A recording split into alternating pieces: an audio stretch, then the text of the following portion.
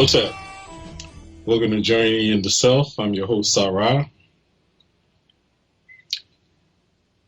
Happy Valentine's Day weekend to everyone. I hope you had a great Valentine's Day weekend. I did. So, in honor of the Valentine's Day that we just celebrated, I thought that it would be appropriate to do a discussion on love.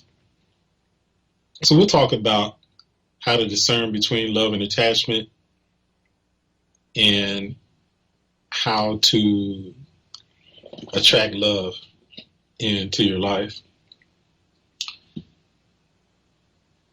I can say that I'm speaking from experience on this one, and I'll share some of my experiences both on the positive and negative side to demonstrate the distinction between love and attachment. So first we'll define love. The broadest definition, of course, is that love is our inner essence. Love is God. And that's who we are at the core of our being. And so when we're thinking of love and we think of and conceive of God, God has given us life. God has given us abundance, food, sunlight, the things that are necessary to sustain life. When we direct our prayers to God, God answers our prayers without any expectations of anything in return.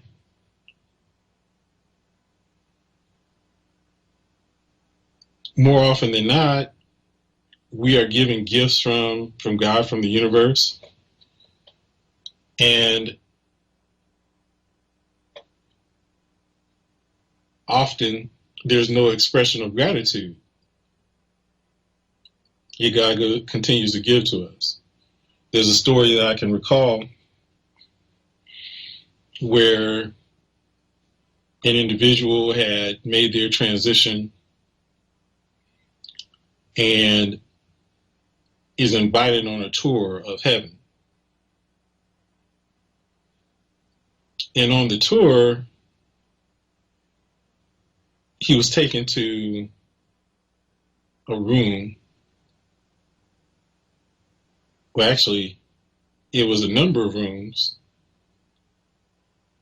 where there were files, miles and miles of files of prayer requests to God. And after touring all the various rooms with thousands of files of prayer requests, he was taken to a small room where there was just one file cabinet. The individual asked, "What's in that small cabinet there?" The angel leading the tour said, "Oh, these are the thank yous for the answered prayer requests."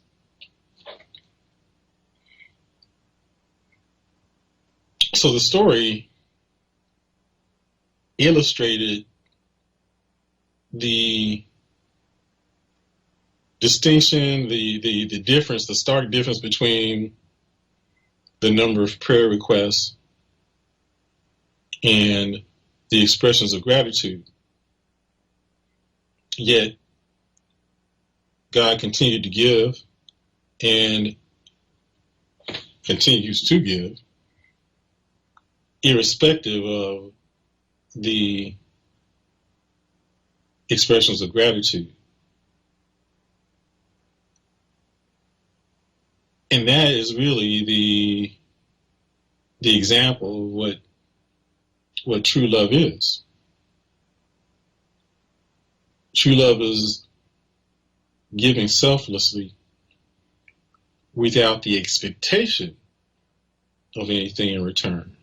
Giving from the heart.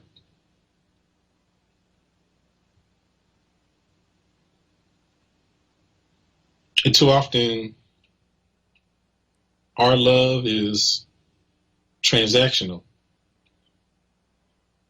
It's a business deal.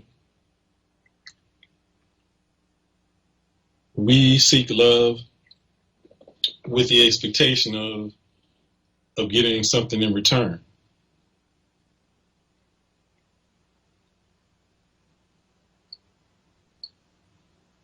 Often, there's some who just think of what they're going to get from it.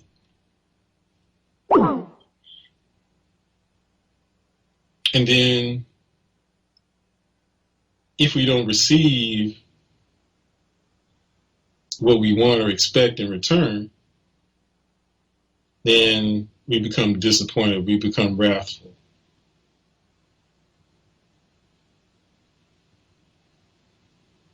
Because we're not truly in that relationship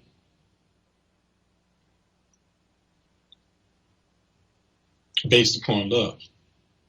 Transactional based love is not love. It is actually attachment. So,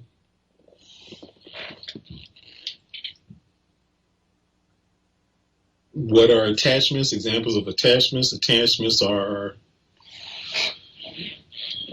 the desires that we have. We may have sensory-based attachments.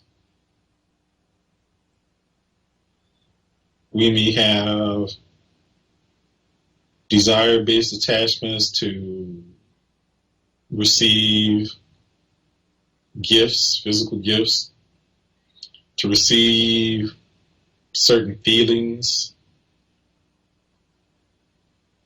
from another person. So we're looking to feel something.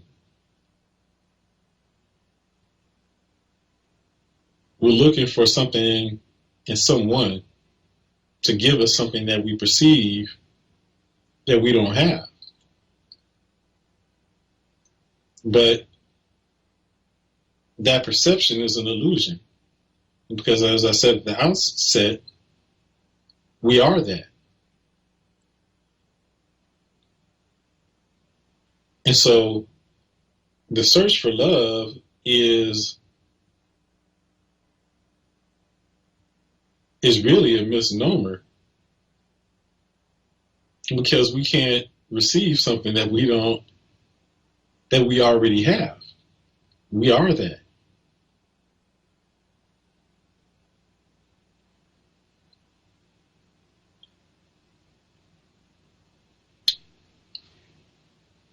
What creates this situation for us is that what we're truly looking for is reunion with spirit, bringing ourselves back into connection, yoking ourselves with the infinite.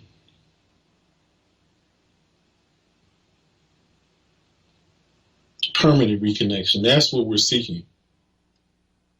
So when we're in the search of love, what we're truly looking for is to unify ourselves with Source, to identify with that part of us that resides within us, that is our true essence. That's what we're looking for. But we confuse that with the search for eternal happiness, which can only be attained within. So when we're searching for love, our approach is wrong because we're looking outside of ourselves for something that's going to fulfill us. And so we develop, through the course of our lives, we develop different attachments. Our attachments come based upon our experiences and our perceptions that there's some voids that we need to fill. And so, based upon the attachments that we have, we seek certain qualities in our partners to fill that void. But even if they were to fill those perceived voids that we have, we will not be happy as a result of those things. Even if they give them to us, we will never be satisfied by them because those things are not permanent. Those are not the sources of true happiness. So attachments become like drugs. So for many people, love, their perception of love, which is truly attachment, is like a drug. So that's why it becomes that many people who think they're in love become dissatisfied with their partners because the high that they got from the initial experiences of love begin to dissipate over time because the effect is not as strong, just like the first experience with the drug, which when someone has their initial high, they'll never repeat that. They'll never have that same experience again. They'll never feel the same intensity of it. The effect dissipates over time because it's not real. It's an illusion. So what happens? We typically end up blaming the partner for it. So our approach to love and fulfillment is wrong. So what do we do?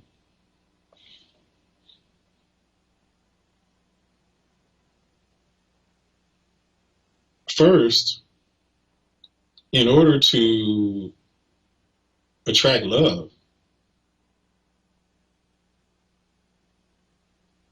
we have to work on ourselves. We have to develop a deep and abiding love for ourselves.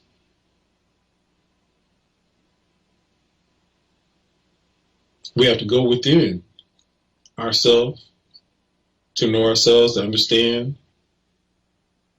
our attachments, to understand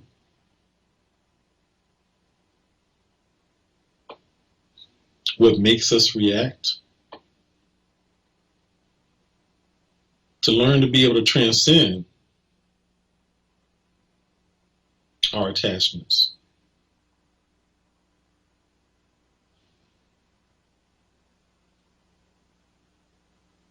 We learn to change our vibration, therefore,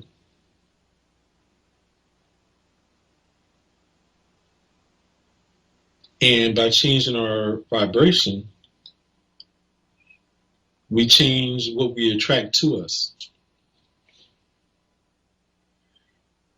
So reflection is important. So many of us will find that as we reflect over our lives, we identify recurring patterns. Many of us can identify recurring patterns in our relationships. We'll find that we often attract the same people to ourselves.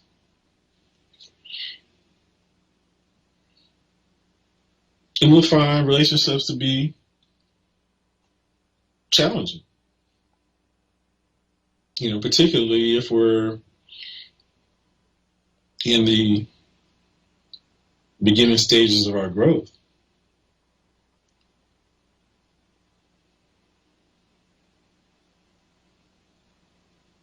And so it's important for us to reflect on all the relationships that we've had. Relationships serve a purpose for us. They serve a purpose in our growth.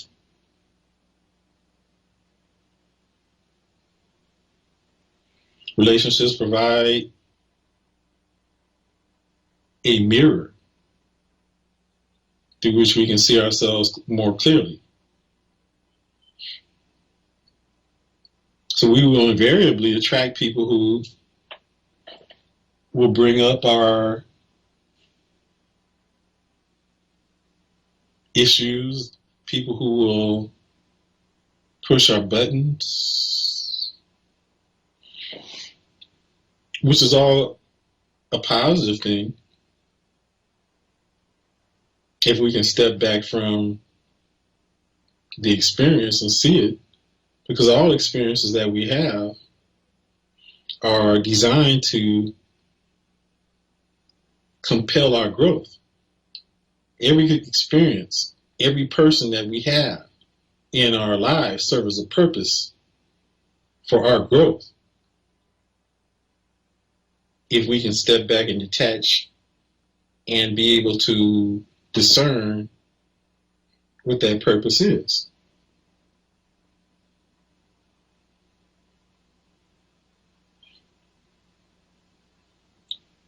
Know that even in the midst of relationships, the only person that we can change and the only person that we are responsible for changing is ourselves. It's not upon us to try to change anyone. It's not our responsibility to try to change our partner. Often I've seen where, people on dating sites will post that they want to change someone's life for the better. Well, that's only going to result in disappointment, because it's impossible to change another person, nor is it our responsibility to do so. The only person that we can change and should be even focused on trying to change is ourselves. But we will attract people who will bring out our issues, the things that are attachments. And so the work begins with us identifying the things that we're attached to, the issues that we have as they come out, and work to overcome them. So attracting love into our lives is a result of the inner work that we're doing on ourselves. Becoming the vibration of love. Beginning the process of transcending from our attachments and learning to be loved by giving of ourselves selflessly, not doing so with any expectation of receiving anything in return.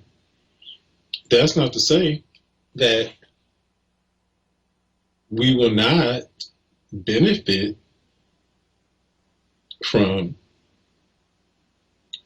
our selfless giving because we know the universe is based upon karma. And so if we're trusting in the God and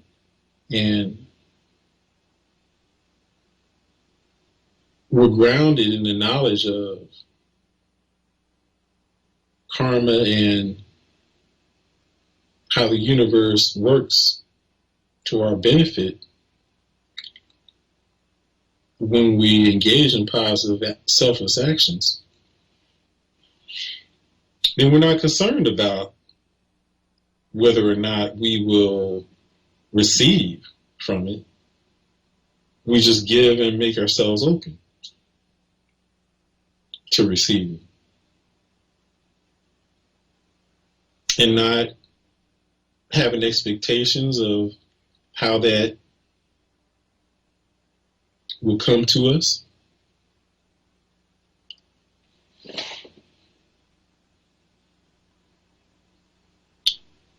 So I can give you an example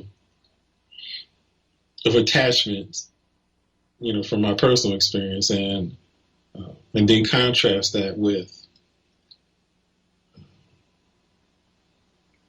love that's not based upon attachment, and how to attract that and how to discern that.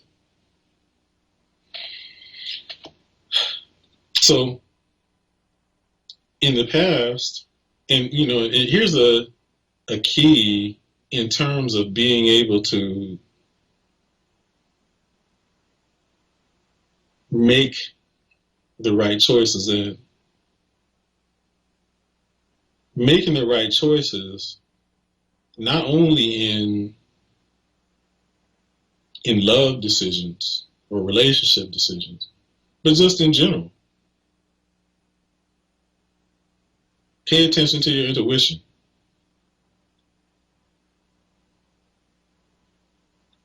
How does it feel? Does it feel right? Is it a light feeling? Is it easy?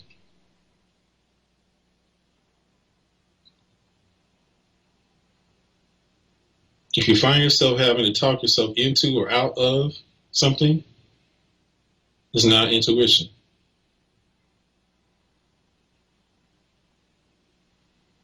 So listen to that inner voice. Listen to the voice of intuition. It will warn us when things are not right,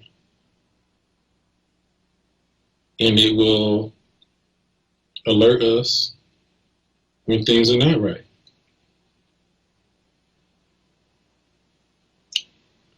So again, I know these things both from study and from practical experience.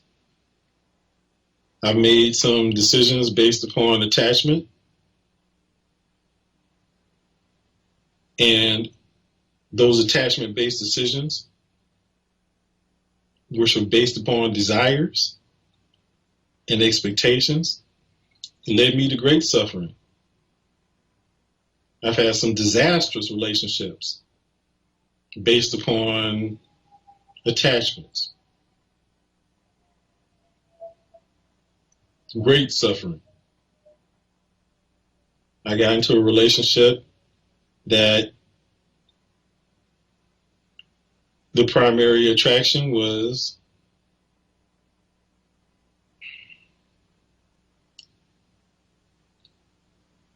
feeling that there was going to be a good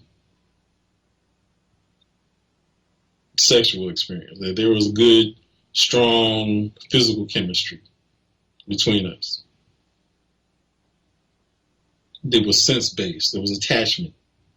The senses, physical senses are attachments.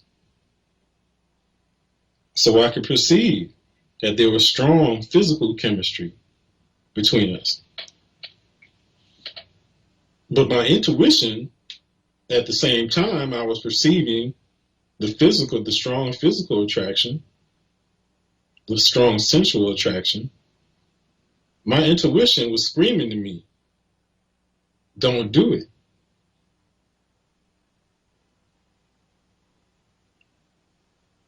But just like I mentioned,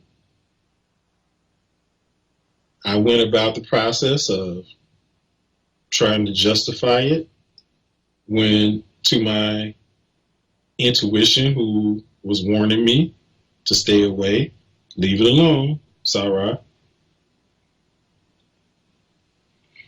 And I started rationalizing and justifying. She has potential. She's a good person. She's done some good things. I'm trying to talk myself into it by picking out some of the few good things that I've seen the person do, trying to override the warning and the red flags that I also saw. All just because of the fact that there was a strong physical, sensual attraction. So I made that decision based upon the sensual attraction, and I went through a nightmarish experience where I ultimately ended up having to call law enforcement to assist me with getting this person out of my house. So I learned that one the hard way. So for me,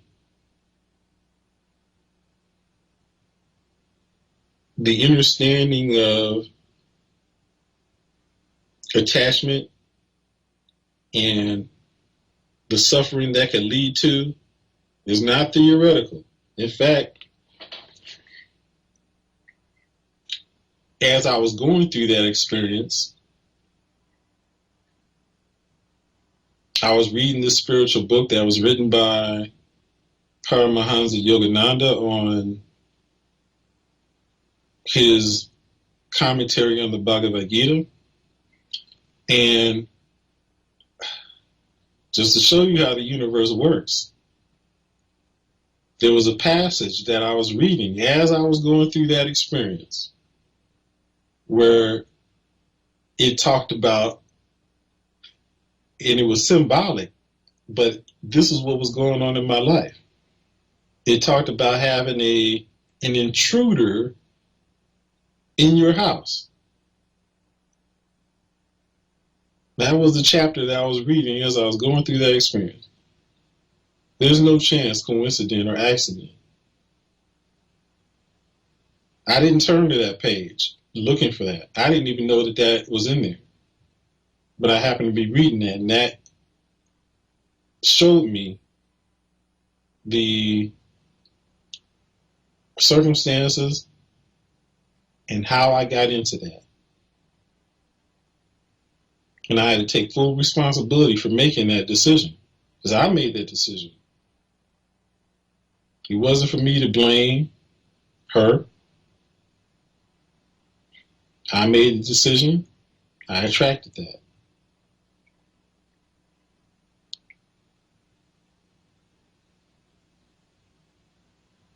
Also, in the past, again, this is not just theoretical stuff that I've read in the book. I've read it and experienced it. I found that in the past that I was having the same experiences in every relationship that I was in. I was attracting the same type of person. I continue to have the same type of experiences. We ended up going into counseling, and I had the exact same experiences in counseling. So, what was the common thread in all those things? The common thread was me. So it wasn't for me to get upset and say that all women are a certain way and just blame the women and blame uh, relationships, and withdraw from experiencing that because of what I had experienced. I had to identify the fact that there was a common thread in all those, then that was me. So if I was attracting this continuously, it was me that had to change. I had to change my vibration because I was attracting based upon the vibration that I was putting out. And what I was attracting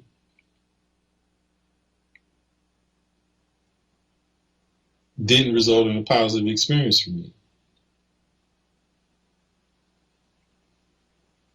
So I didn't seek to keep looking for something different. I knew there was something different that I had to do. I had to start working on myself. I had to start working on changing my vibration.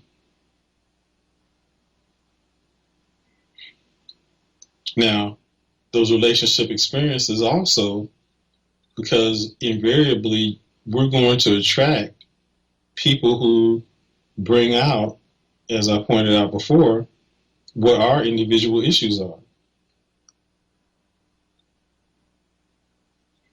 Okay. And so as I reflected on those situations and as I reacted to the things that my relationship partners said and did, I had to understand why I was reacting the way I was to those things. Because our reactions are a symbol of the fact that there's an attachment that we have to address within ourselves. And so whenever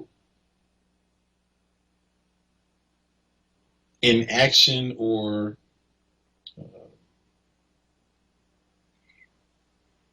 words spoken triggering us an adverse reaction, a negative reaction, it's always a signal for us to go deeper within ourselves to try to understand why those things are causing us to react in that way. Instead of us looking outside and trying to figure out what we can do to make the other person change.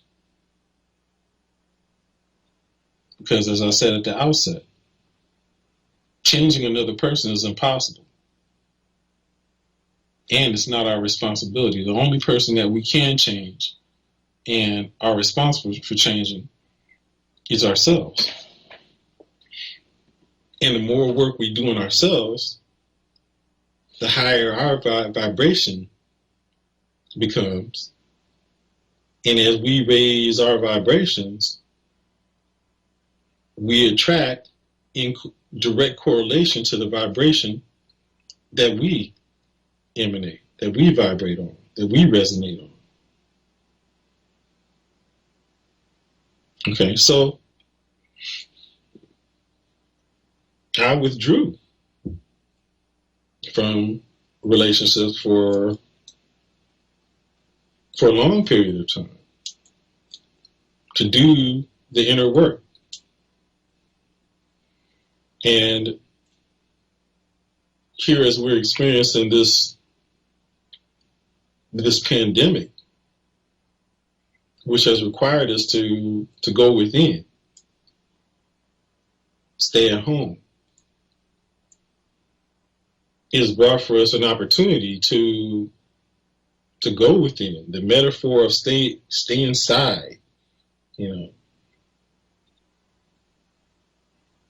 is symbolic of the work that is necessary for us to do. It provides us with an opportunity now to spend more time in spiritual practice, in introspection, in meditation, to elevate our consciousness, to elevate our vibration. So I took it upon myself to do that type of work.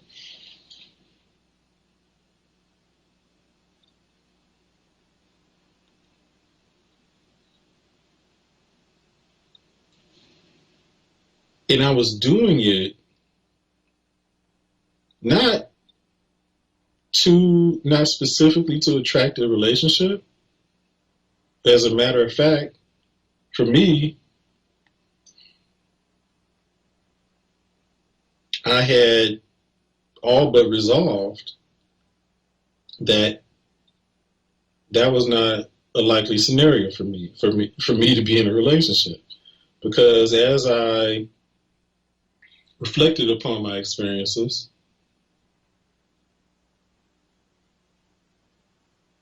I became much more discerning about the type of person that I would want to be in a relationship with.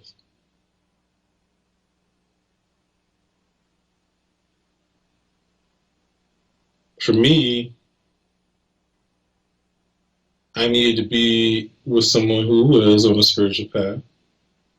I needed to be with someone who was introspective, reflective, and someone who took responsibility and didn't blame others for their experiences.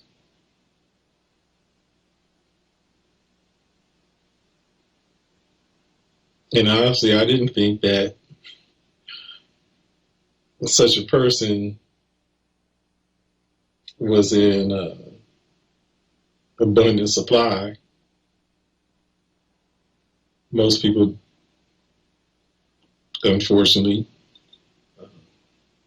are much more comfortable in blaming than taking responsibility. So, for me then, the process was really developing the ability to be content with myself, to be in love with myself, to be happy with myself.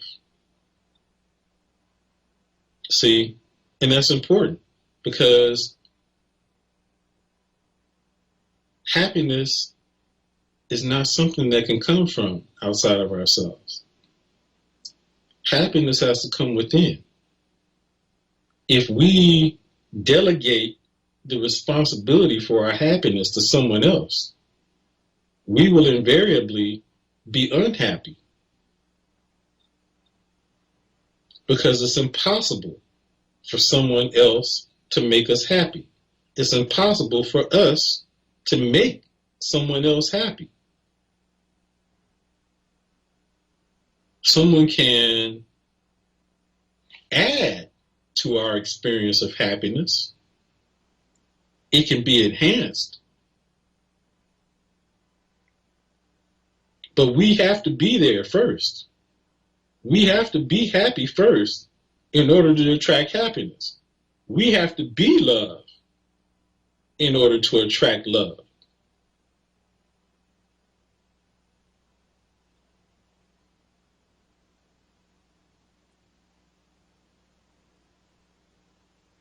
We cannot attract something unless we're that first.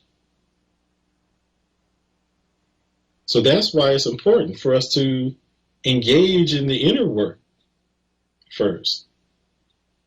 See, too many of us are focused on the outer instead of the inner, and think that the outer will result in inner fulfillment, and it will not. We have to work from the inside out. And if we work on the inside, then the outside will manifest for itself. We will attract that. So if we want happiness, we have to find that from within ourselves. And then we will attract someone who's doing the same thing. If we want love, we have to be loved. And then we'll attract someone who's doing the same thing. So, you may ask then, well, Sarah, did that work for you?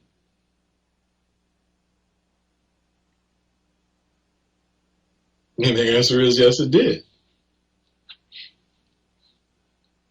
So, again, my focus was working on myself, being content with myself, being in love and at peace with myself. And I was that. I was completely content being with myself. I achieved that. I worked on myself. I engaged in spiritual practices daily.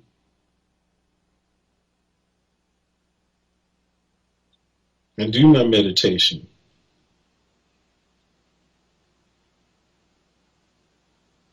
Affirmations, chanting.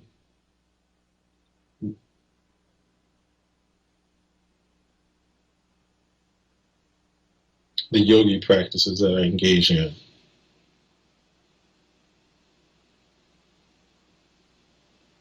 Study, observation, introspection.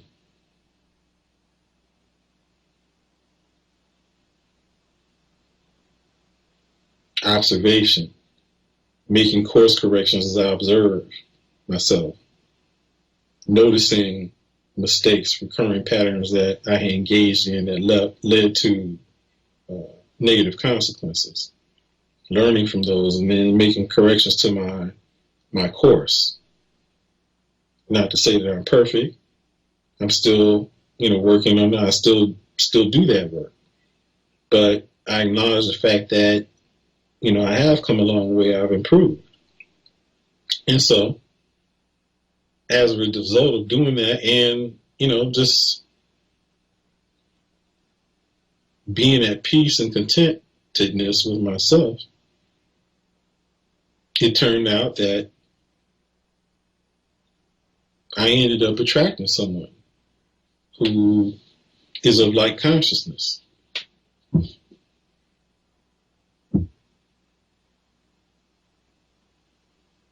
And it just happened like that. I didn't have to expend much effort in looking. She just came and literally I attracted her.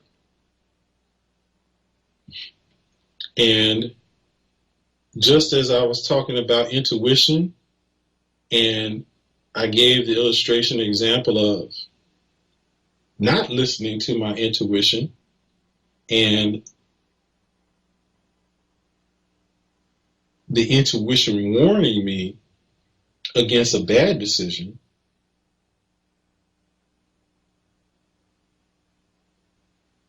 when she came, my intuition immediately recognized it. So there was no rationalization, no talking myself out of it, no thinking. See, and that's, thinking is something I forgot to mention.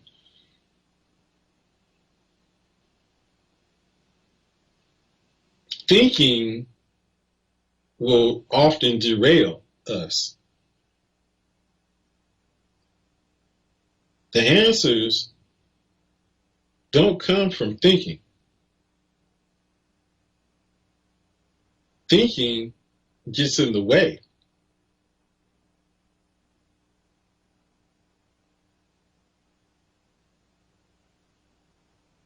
So the answer will come to us when we suspend our thoughts, when we detach from our thoughts and allow intuition to reveal the truth, to reveal the answer. So when she came, my intuition told me this is it.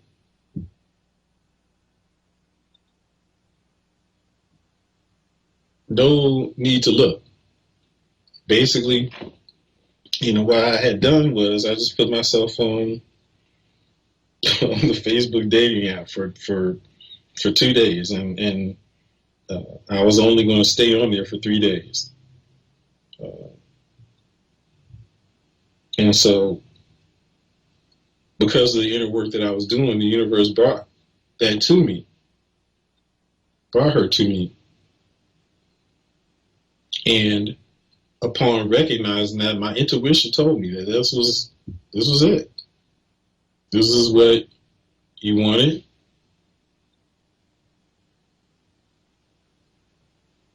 Your criteria,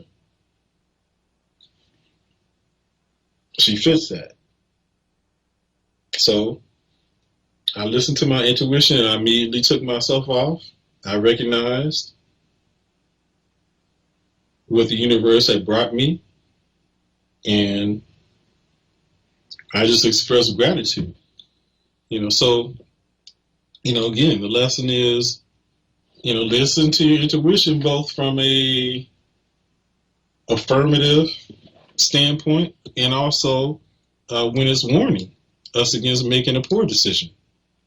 So it serves both purposes. It'll inform us of the right decision and warn us against a bad decision.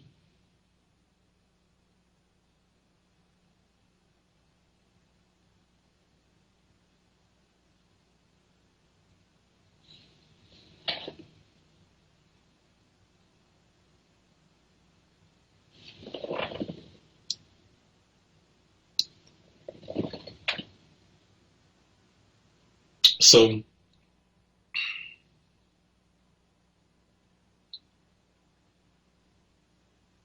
realize that happiness is not coming from outside of ourselves. The relationship partner is not going to bring happiness. It's not their responsibility. We have to find the happiness first within ourselves.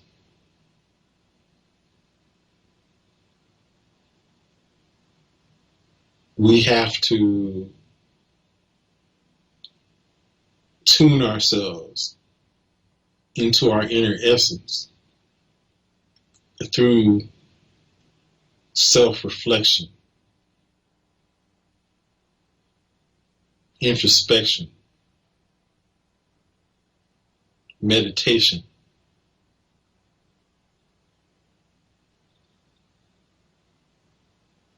Doing the self-work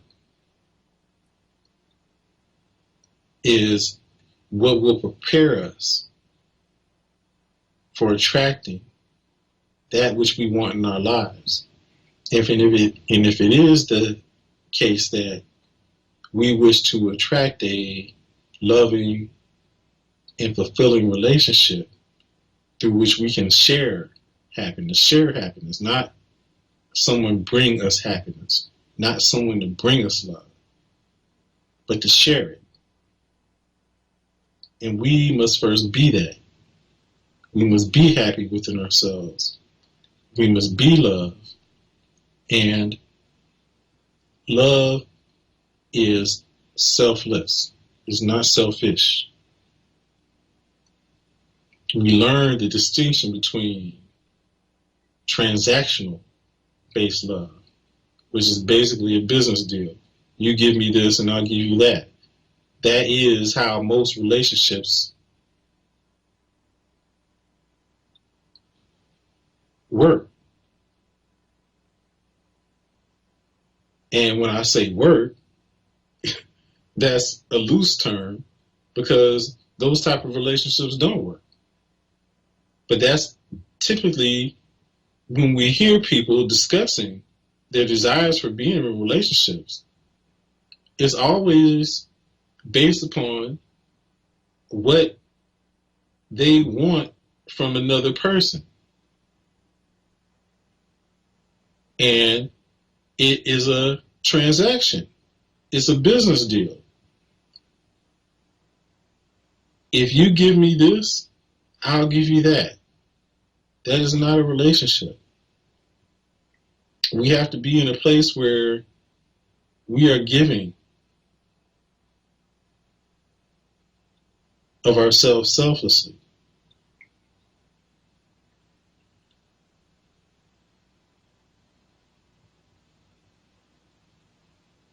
With no expectations. Love is not possession either.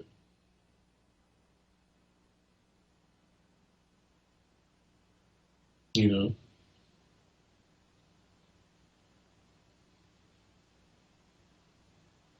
no one belongs to us. Now, so attachment is about controlling.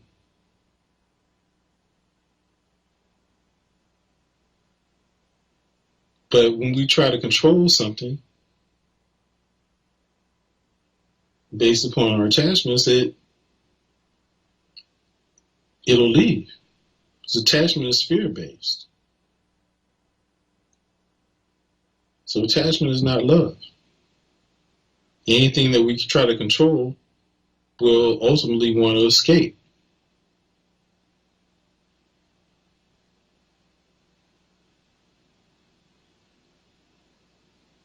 But if we attract someone who is doing the same, which we will if we're doing the inner work ourselves,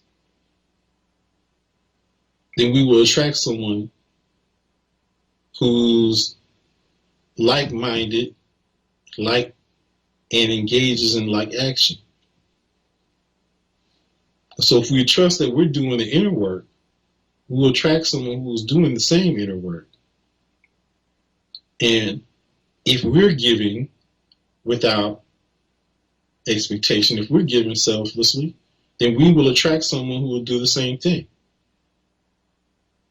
Then there will be balance. And there from will develop a good relationship, because it will not be transactional based. It will be based on selfless giving from both sides, from both partners.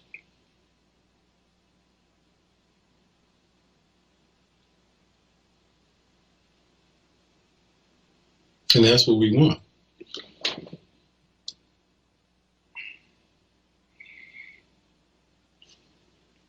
So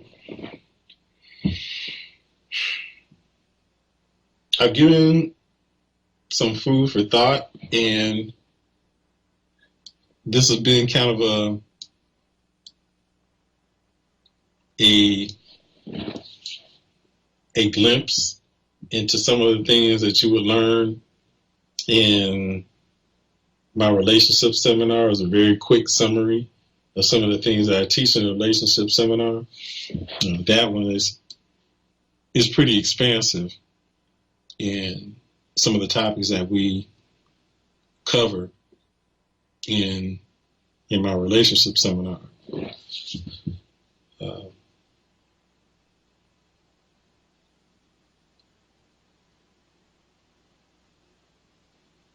Well, the message is that, or one of the messages is that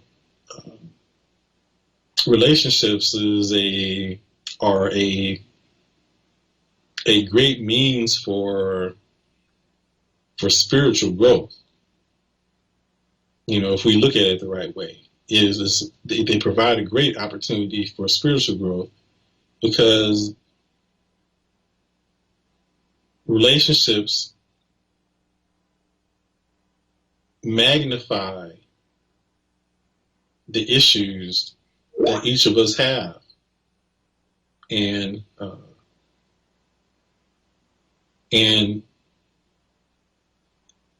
the ideal situation in the relationships are that as each of us trigger the issues that each of us have, because we all have them, then will we then take responsibility to engage in introspection to understand ourselves and why we are being triggered, rather than pointing the finger and blaming. And so if each of us in the relationship do that inner work, when we invariably trigger issues in one another and support each other in our growth, then we can have an ideal relationship. So Dr. J says, is a relationship basically in a shared idea agreed upon by the participants? And I would say yes. Because in a love relationship, you're basically agreeing, you're sharing the idea to agree to do the inner work that is required to grow as an individual spiritual being, and then to grow and support each other's growth, and thereby grow as a couple, right? And so we end up growing both as individuals, as we confront our individual issues and support each other in our growth,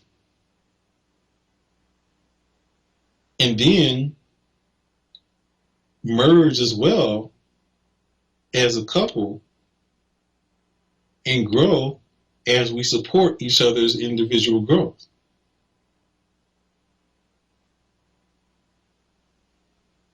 And then, give to each other, the give and take, ebbs and flows and things like that, so we both grow as individuals and grow in a union, right? Realizing too, again, we are both individuals and couples at the same time. It's not one or the other, so it's not seeking to take away the other person's individuality, not seeking to control them, trusting that there is love,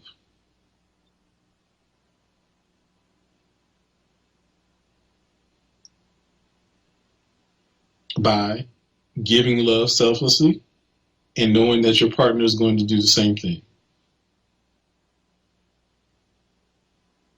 So love is knowing this.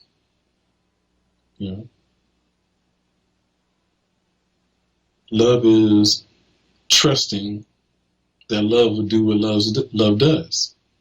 Selfless giving. So love needs no validation. Not that it's not to be expressed. We should do that. But not because we're seeking something in return. We just do it selflessly.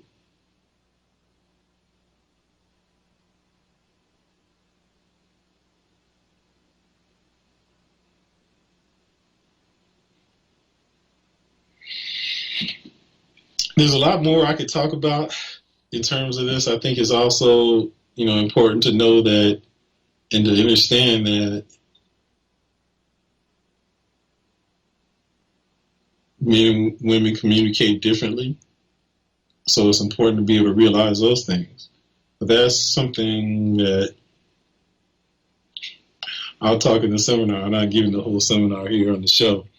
Uh, I'll do the seminar and I'll announce a date for that, and we can go through the whole process of learning different skills and learning how men and women can communicate differently. Being able to understand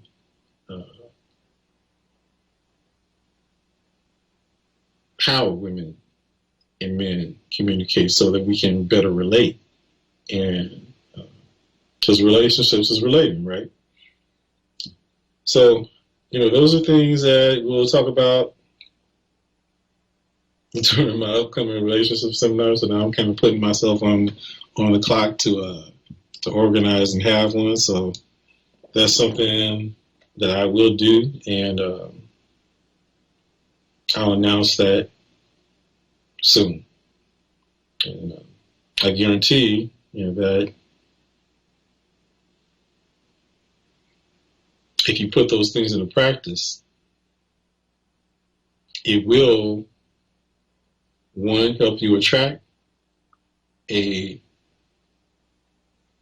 solid relationship. It will help you to be able to maintain a solid relationship. And if you're already in a relationship, it will enhance that relationship. If you're struggling with your relationship, it will help you to be able to either work it out or make a good decision on whether or not to continue with it. Because again, like a vibration attracts like vibration, and people don't necessarily grow at the same pace. Sometimes one person will take responsibility for growth and another one won't. I've had that experience too. Not everyone, again, wants to take responsibility. A lot of people prefer to blame because it's easier to do so. And so, if we're going to grow individually or grow as a couple, it's important that we take responsibility for our individual growth and not blame.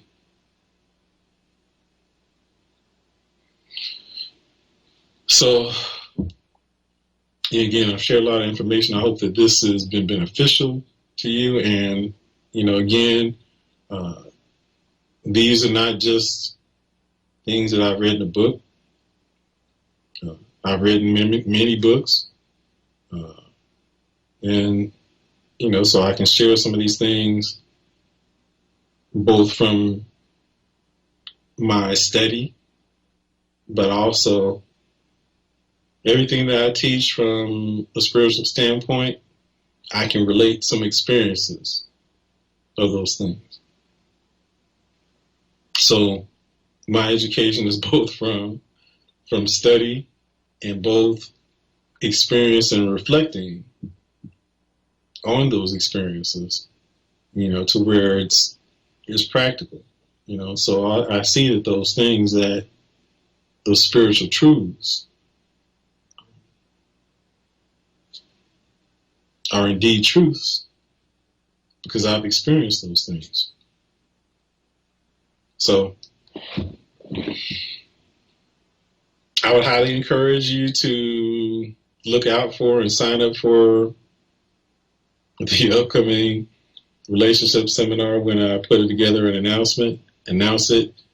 Needless to say, it will be an online seminar because there's no physical gatherings going on at this moment, which actually is better because more people can be able to participate. So look out for that. I'll announce that on Facebook and also use other social media platforms to provide that information to everyone. So I hope that this has been beneficial to you. And so reach out to me on Facebook if you have any questions, or you can, I'm Sarah, so you can find me on Facebook. Or you can reach out to me on my website, which is www.sa-ra.org. And so with that, I will bid you Hotep, peace, and I look forward to you next time here on Journey in the Soul. Hotep.